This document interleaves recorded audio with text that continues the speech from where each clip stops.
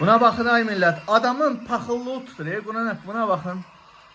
Görün insan, görün ne kadar insan kütlesi var. Doğrudan üyeler belirleyecek. Sizler belirleyeceksiniz. Görün bu kadar insan çıxıb ya. Adam paxıllığı tutur kardeş. Adamım həqiqətən paxıllığı tutur. Quran haqqı adam. İndi gəlin bax bu Türkiyədə bu gün İzmirdə, İstanbulda, Ankara'da, Bursa'da, Türkiyənin müxtəlif şəhərlərində İmamoğlu üçün azadlıq tələb edirlər. İndi gəlin bir də azadlıq və bu demək bu meydanlara çıxanların çoxusu hamısı demək olar çıxanların 70%-i gənclər təşkil edir.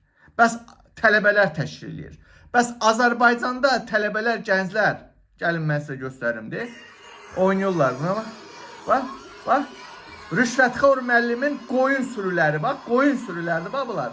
Bax, bax sürüdür bax. Onlar iki ayaqlı qoyundur. Bax bunlar rəsmən iki ayaqlı qoyundur bax. Bax bir də yuxarıda Türkiyə baxın. Bax, Türkiyədəki tələbələrə baxın. Görürsünüz?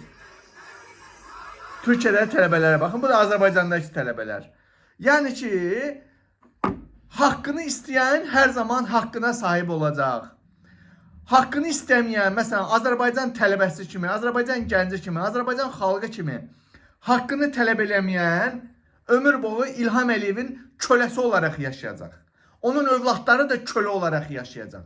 Onun nəvələri, nəticələri də bu hakimiyyətin köləsi olaraq yaşayacaq. Yəni ki, biz videolar çəkirik, göstəririk ki, filan məmurun 100 milyonu, filan məmurun 700 milyonu, İlham Əliyevin ailəsinin milyardları Londonda, orada, burada.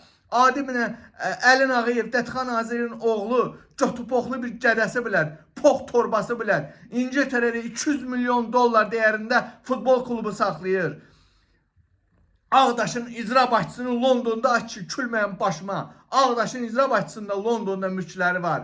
Milyardları var. Burada bu gün Azərbaycanda ən xırda buynuzundan tutmuş iri buynuzlu məmuruna qədər. Hamısının Azərbaycandan kənarda mülkləri var. Bu mülklər bunlara atasından, babasından qalmayıb. Bunlar hamısı ay bədbaxt xalq. Sizin pullarınızdır, sizin milyardlarınız, siz xalqa məxsus o neftin, qazın pullarıdır. Bunu başa düşün. Bugün xəbər oxuyuram. İlham Əliyev Pakistana demək 2 milyard dollar pul ayırıb. Sən kimin pulunu kimə verirsən? Ay oğraş İlham Əliyev. Ay xalq, bunu siz tələb eləməzsiniz. Siz kimin pulunu kimə verirsiniz? Pakistana 2 milyard iqtisadi yatırım yatırırlar. O 2 milyarda Azərbaycanda bilirsiniz neçə 100 min milyon uşağın uşaq pulunu vermək olar. Azərbaycan xalqı bunları tələb eləmək lazımdır. Bunları, ay bədbaxt xalq.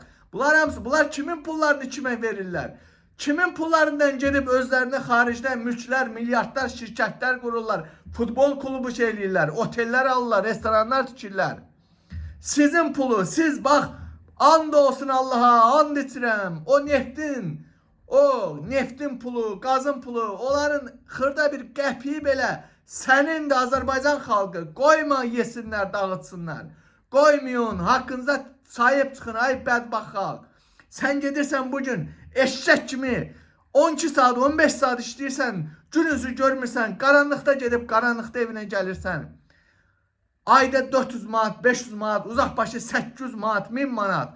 Amma sənin o bir ayda eşşək kimi işlədiyin o 500 manat, 1000 manatı nazirin balası gedir İngiltərədə bir dənə barda oturub qızlara xərcləyir, visk alır hərəsinə bir dənə.